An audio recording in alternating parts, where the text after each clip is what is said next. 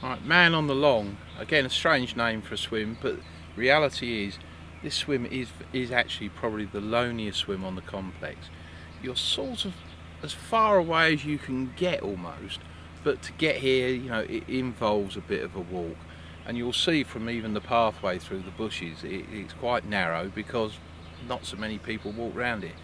It's a bit of a trek, but a superb swim. This swim, I mean, really should be almost first out the drawer in my opinion in a lot of times. But again here, I hope you saw that.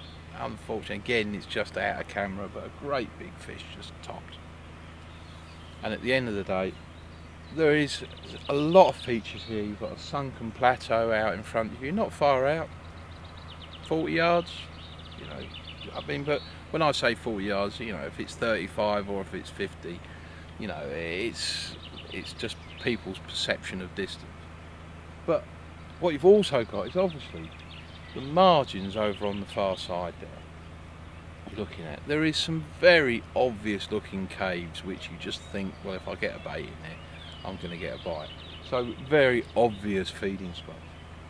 But again, the margins, you've got some weed in the edge here.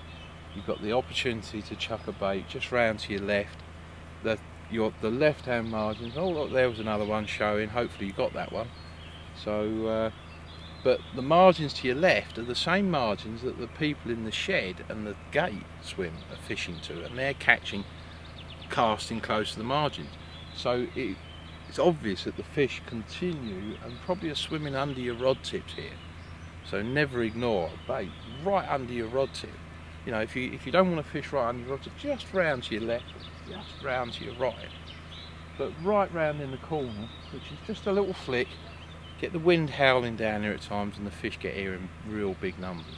Superb little spot, as long as you don't mind your own company, because you're not going to get many visitors down here because it is a bit of a trek.